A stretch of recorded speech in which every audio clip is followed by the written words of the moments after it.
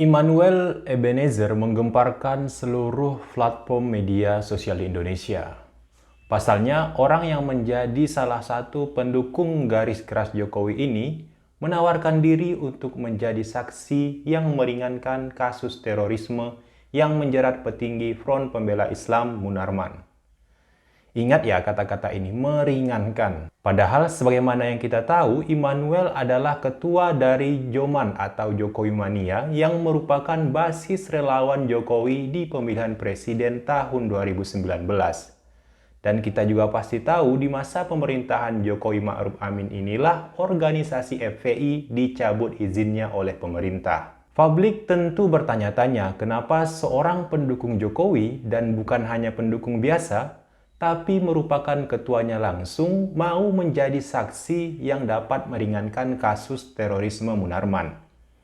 Padahal banyak orang yang menilai pemerintah yang sekarang ini sangat-sangat anti dengan keberadaan ormas pimpinan Habib Rizik Syihab tersebut. Dalam pernyataannya di beberapa media, Immanuel mengatakan bahwa dirinya sendirilah yang menawarkan diri kepada Munarman untuk menjadi saksi. Ia menyebut bahwa tuduhan terorisme yang dilontarkan kepada orang dekatnya Habib Rizik itu merupakan tuduhan yang menyesatkan. Pada aksi 212 tahun 2016, Munarman ada di sebelah Jokowi. Kalau dia teroris, presidennya sampai sekarang bukan Jokowi, kata Immanuel.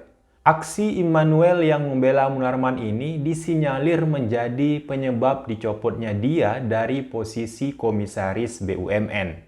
Hal ini juga diakui sendiri oleh Immanuel saat ditanya oleh awak media. Karena menurutnya pencopotannya sebagai komisaris tidak jelaskan keterangannya karena apa. Kenapa seorang pendukung garis keras Jokowi mau membela Munarman yang dalam beberapa aksi-aksinya bersama FPI sangat anti terhadap pemerintahan Jokowi?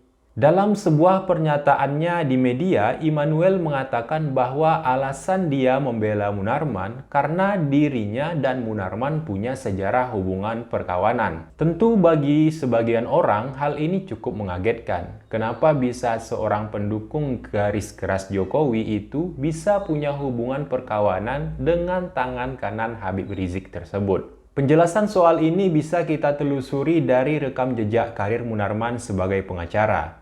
Banyak yang tidak tahu bahwa sebelum Munarman aktif di FPI, dia adalah seorang aktivis pro-demokrasi.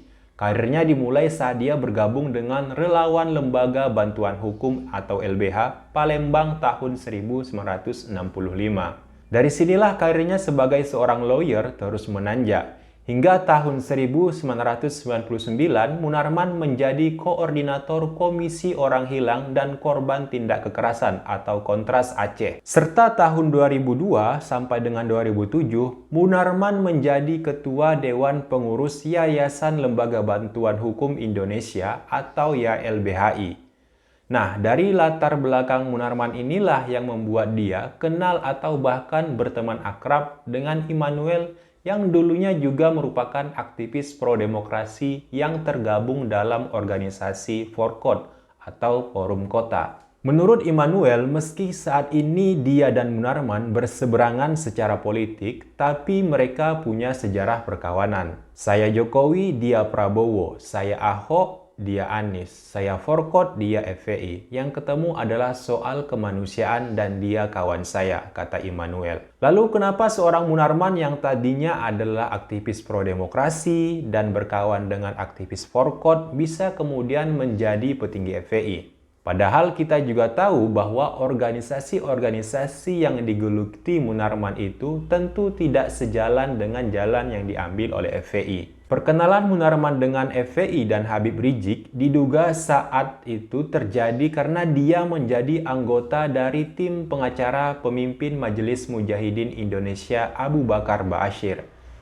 Abu Bakar saat itu sedang terjerat kasus bom Bali. Setelah itu kemudian Munarman dikabarkan dekat dengan Hizbut Tahrir Indonesia atau HTI. Lewat HTI inilah Munarman lantas mengenal sejumlah tokoh Islam termasuk Ketua FPI Habib Rizik Syihab. Hingga akhirnya ia mulai aktif di organisasi ini dan bahkan menempati posisi strategis seperti Panglima Komando Laskar Islam, jubir FPI hingga sekretaris umum FPI.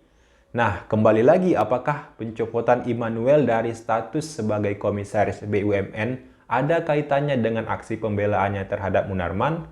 Tentu yang bisa menjawab ini hanyalah Kementerian BUMN sendiri. Akan tetapi, sebagian besar publik dan bahkan oleh Immanuel sendiri menilai pencopotan itu memang dilandasi aksi Immanuel yang membela Munarman. Benar atau tidak, sekali lagi hanya pemerintah dan Kementerian BUMN lah yang tahu pasti.